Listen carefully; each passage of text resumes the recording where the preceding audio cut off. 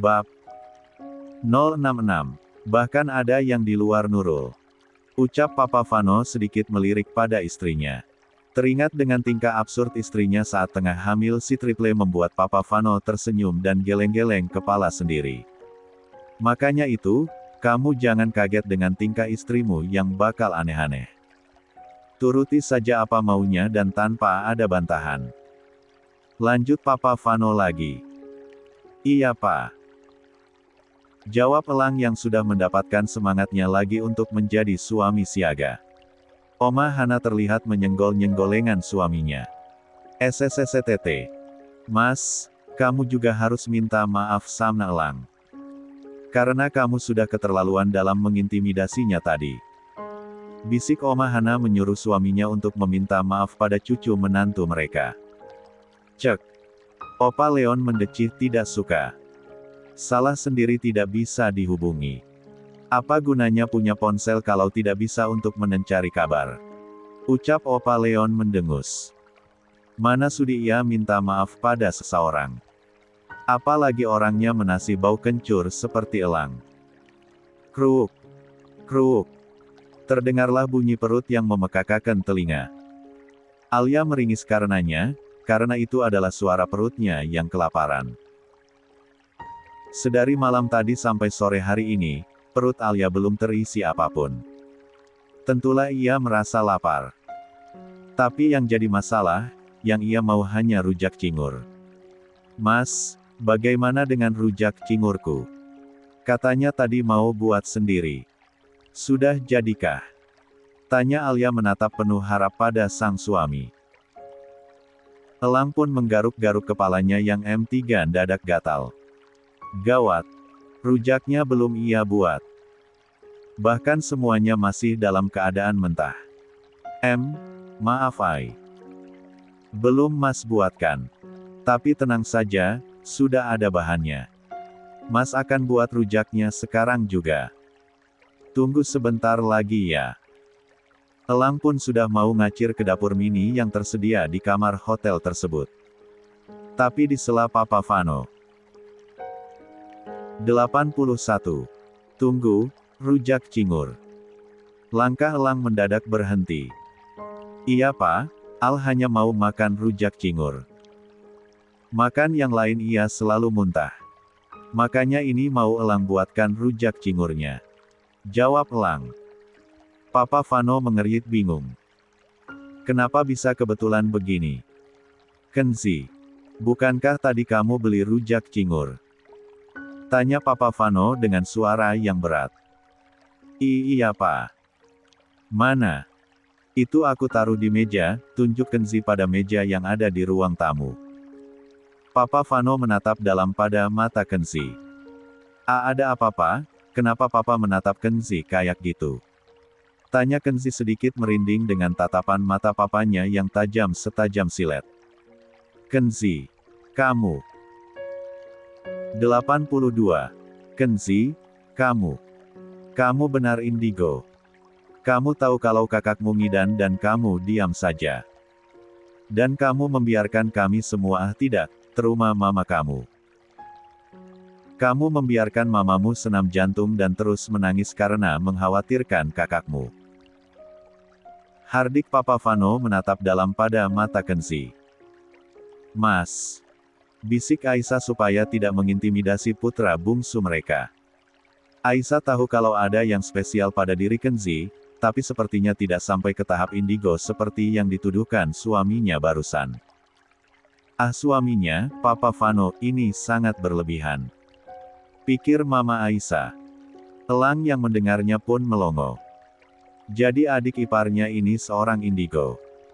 Pikir Elang tercengang. Sedangkan Kenzi menganga lebar, bagaimana mungkin papanya ini bilang tidak, lebih tepatnya menuduh dirinya seorang indigo. Memang kapan ia pernah meramal cuaca atau meramal orang? Membayangkannya saja Kenzi jadi merinding sendiri. Berasa seperti Mbah Dukun saja kalau benar ia bisa meramal orang. Kenapa Papa nuduh aku indigo? Aku lo tidak bisa meramal. Kata Kenzi tak habis pikir. Kamu kan bisa lihat hantu. Terus ini, kenapa secara kebetulan kamu beli rujak cingur bersamaan kakakmu yang sedang ngidam? Harusnya kalau kamu tahu kakakmu itu sedang hamil kamu memberitahukan pada kami semua. Bukan malah diam dan membiarkan mamamu bersedih sampai matanya bengkak begini. Tuding Papa Vano terlihat kesal pada putra bungsunya. 83. Kalau benar putranya ini seorang indigo dan bisa melihat apa yang terjadi, bahkan sampai ke masa depan. Setidaknya si Kenzi ini ngomong dan menjelaskan situasi kakaknya. Bukan malah diam dan membiarkan suasana tegang. Bude Mar datang seraya menyodorkan sekantung kresek yang berisi rujak cingur pada Elang. Sudah, abaikan perdebatan mereka. Mereka memang seperti itu. Udah kayak Tom and Jerry. Mending kamu suapkan rujak cingur ini pada istrimu. Alia maunya sama ini kan? Seru Bude Mar menyuruh Elang memberi makan istrinya dengan rujak tersebut. Elang pun mengangguk dan manut saja. Iya Bude, terima kasih. Kata Elang yang memanggil dengan sebutan Bude sama seperti istri serta adik-adik iparnya. Lantas Elang mendekati sang istri dan duduk di sisinya. Ia pun mulai membuka bungkusan rujak dan saat sudah terbuka, mata Alia pun langsung berbinar-binar. Melihat rujak cingur sudah seperti melihat emas bagi Alia. Mas, aromanya sedap sekali, gumam Alia pelan. Elang tersenyum. Makanlah Ai. Ini kan yang kamu mau. Ini ada 5 bungkus. Habiskanlah. Seru Elang. Alia mengangguk antusias, lalu mulai melahap rujak tersebut dengan nikmat. Sedangkan Kenzi dan Papa Vano masihlah terlihat bersih tegang. Swear Pa, aku sama sekali gak tahu kalau Kak Al sedang hamil. Dan aku bisa lihat Mbak Kunti bukan berarti aku seorang indigo yang bisa meramal kayak Mbah Dukun.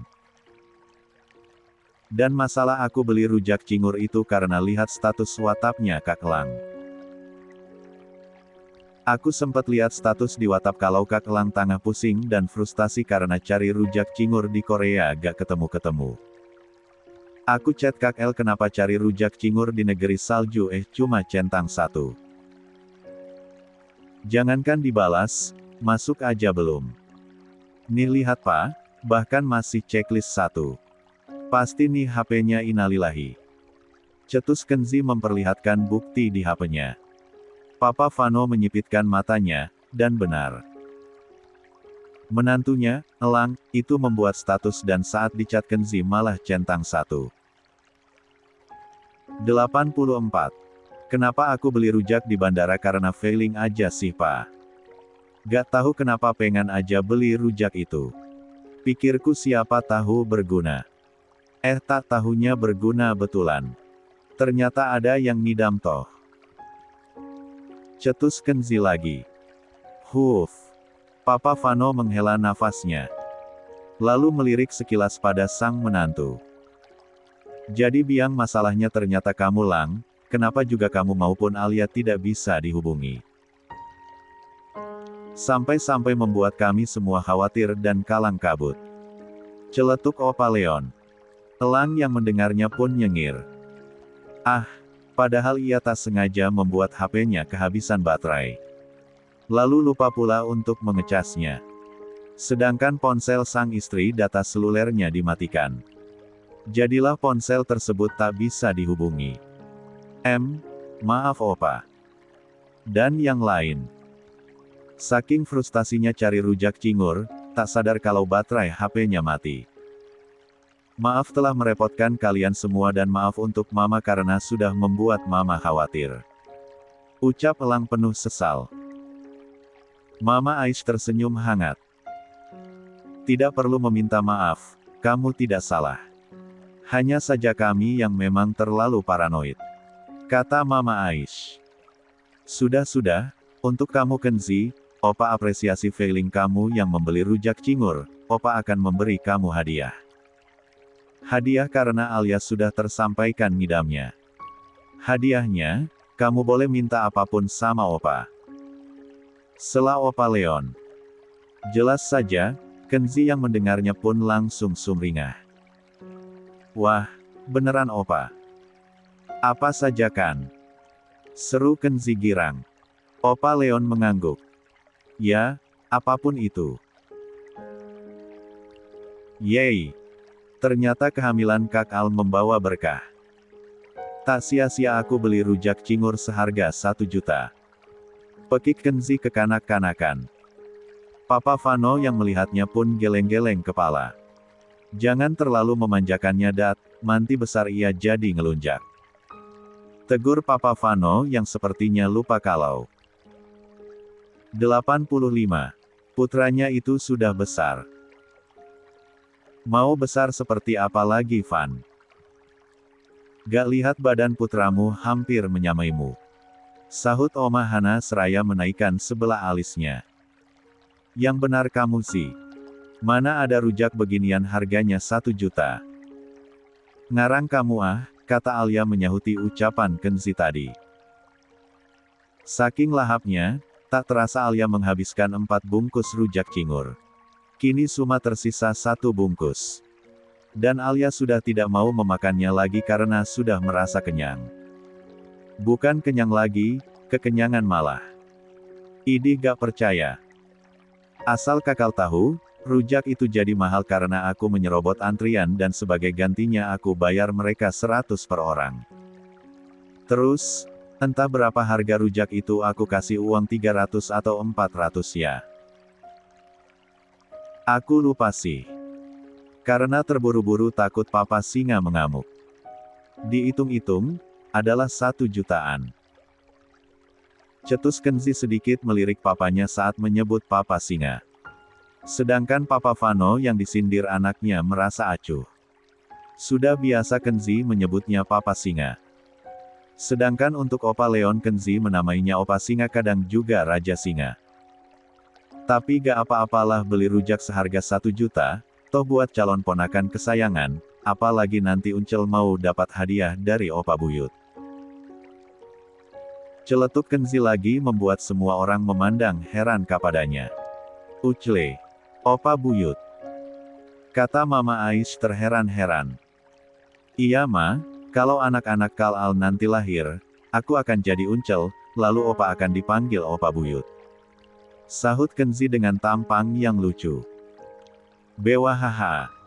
Tak disangka Oma Hana tertawa besar mendengar guyonan cucu bungsunya.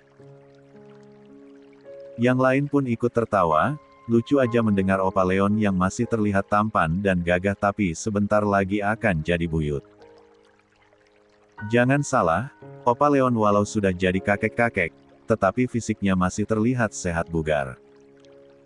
Ia yang menolak tua pun mewarnai rambutnya jadi coklat, terkadang abu. Oma Hana melarang diwarnai hitam karena warna hitam itu haram atau tidak diperbolehkan dalam Islam. Tentu saja Oma Hana tahu perihal itu dari menantu kesayangannya, Aisyah. Opa Leon yang selalu menjaga kebugaran tubuhnya terlihat seperti 50 tahunan, jika disandingkan dengan sang putra yakni Revano, keduanya seperti kakak adik. Lalu, Oma Hana yang mendengar sebutan buyut untuk suaminya pun dibuat tertawa ngakak, pasalnya, tampang suaminya masih terlihat muda dan akan segera dipanggil Mbah Buyut. Membuat Oma Hana tergeli sendiri. 86. Haha. Mas, kamu akan dipanggil Mbah Buyut. Hahaha. Tawa Oma Hana terdengar renyah. Saking gelinya bahkan Oma Hana sampai mengeluarkan air mata. Sedangkan yang lain menahan tawa, gak sopan jika sampai mereka ikut mentertawai lelaki yang paling dihormati dalam keluarga itu. Bukannya marah Opa Leon menalah tersenyum hangat, lalu tangannya mulai merangkul pundak sang istri. Gak terasa ya sayang. Ternyata kita sudah menua. Perasaan baru kemarin aku menculikmu untuk kunikahi. Tahu-tahu sekarang udah mau jadi buyut. Cetus Opa Leon menatap penuh cinta pada sang belahan jiwa. Secara otomatis, Oma Hana berhenti tertawa. Dan menatap balik sang suami yang sangat dicintainya itu. Tatapan Oma Hana sama, ditatapnya Opa Leon dengan penuh cinta. Iya Mas. Gak terasa kita udah tua. Sebentar lagi mati. Kuharap kelak kita akan disatukan kembali menjadi suami istri di surganya, lirik Oma Hana dengan mata yang mulai berkaca-kaca. Pasangan tua itu menatap satu sama lain dengan penuh kenangan masa lalu. Sedangkan pasangan parubaya, Vano Aisyah, hanya saling tatap saja. Alia dan Elang menatap takjub pada Opa Leon dan juga Oma Hana. Keduanya takjub dengan keromantisan di usia mereka yang sudah senja. Kenzi. Sedangkan Kenzi terdiam seperti sedang memikirkan sesuatu. Apa? Jadi Oma bisa jadi istrinya Opa itu karena diculik Opa ya? Hah, sadis sekali. Celetuk Kenzi membuat suasana hati Opa Leon menjadi buruk seketika. 87. Jadi Oma dipaksa nikah sama Opa ya? Opa jahat sekali sih, nyulik Oma segala. Kan kasihan Oma, kejebak dengan Opa selamanya. Celetuk Kenzi lagi dengan wajah bodohnya. Sedangkan Opa Leon yang suasana hatinya sudah buruk kini bertambah buruk mendengar cucunya yang terus mengoceh mengomentari dirinya. Andai saja Kenzi ini bukan cucunya, sudah pasti Opa Leon kirim ke Antartika. Kalau Opa tidak menikah dengan omamu, maka kamu tidak akan hadir di dunia ini Kenzi. Sahut Opa Leon ketus. Kenzi yang mendengarnya pun nyengir. Ya tetap lahirlah Opa, hanya beda orang tua saja. Sahut Kenzi yang tak ada habisnya. Kenzi. Opa batalkan hadiahmu tadi. Ketus Opa Leon seraya mendengus kesal.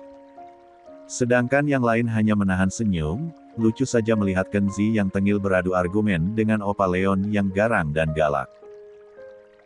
Mau ketawa takut opanya semakin mengaum. Loh gak bisa gitu dong Opa. Itu namanya gak konsisten, dan Opa bukan lelaki sejati. Lelaki sejati itu tidak akan pernah menarik kembali kata-katanya. Kata Kenzi terkaget-kaget, tak rela jika hadiahnya dibatalkan. Padahal Kenzi sudah mengancang-ancang mau minta mobil keluaran terbaru. Tapi sekarang terancam gagal. Gara-gara mulutnya yang lemes. Dasar mulut, lemes amat. Aturan biarin aja tuh calon buyut bicara sesuka hatinya. Hadiahmu terancam gatotkan. Batin Kenzi merutuki mulutnya sendiri. Sedangkan Opa Leon hanya mendengus kasar, ia kesal tapi tidak bisa membalas cucunya tersebut. Jika benar ia akan menghilangkan hadiahnya, maka akan dicap bukan lelaki sejati. 88. Kamu meragukan kesejatianku Kenzi. Ucap Opa Leon sedikit menggeram. Lagi-lagi Kenzi nyengir, dan menampilkan gigi-giginya yang putih bersih. Piek Opa. Maaf. Kenzi hanya bercanda. Ucap Kenzi seraya mengangkat kedua jarinya membentuk huruf V. Bahaya jika berurusan dengan opanya ini sama sekali tidak bisa diajak bercanda. Membuat opanya marah, maka kehidupan mewahnya terancam dicabut. Opanya itu terkenal mudah untuk memiskinkan seseorang, apalagi dengannya yang cuma anak bau bawang dan masih berlindung di ketiak ibunya. Ditambah semua perusahaan adalah milik sang opa, pastilah dengan mudah opanya tersebut menghentikan semua fasilitas yang dinikmatinya. Oma Hana mengelus pelan lengan suaminya. Sudah Mas. Kenzi hanya bercanda. Kamu itu datar banget sih, tidak bisa diajak bercanda sama sekali, kata Hana. Opa Leon sudah dalam mode diamnya, ia diam dan tak mengeluarkan sepatah kata pun. Setelah tahu keadaan Alia baik-baik saja dan tidak sedang dalam gangguan musuh, keluarga besar pun dapat bernafas lega. Karena hari hampir larut malam, mereka pun memutuskan untuk menginap di hotel yang sama dengan Alia. Setelah memesan beberapa kamar, masing-masing dari mereka pun memasuki kamar hotel yang sudah dipesannya. Dan akan beristirahat. Kini, pasangan pengantin baru itu pun sedang menyender satu sama lain. Alia yang sudah mulai membaik keadaannya pun bermanja ria dengan suaminya. Kepalanya ia senderkan di dada bidang elang. Mas, aku gak ngangka bakal hamil secepat ini. Padahal baru sebulanan kita menikah. Tapi Allah langsung mempercayakan 2 orang anak sekaligus dalam rahimku. Aku bahagia banget mas. Sudah dari dulu aku memimpikannya seorang bayi, dan 8 bulan lagi aku akan menimang bayi langsung 2, kata Alia mencurahkan segala apa yang ia rasa. Perlahan ia mulai terbuka dengan suaminya. Elang tersenyum seraya mencium pucuk kepala Alia berkali-kali.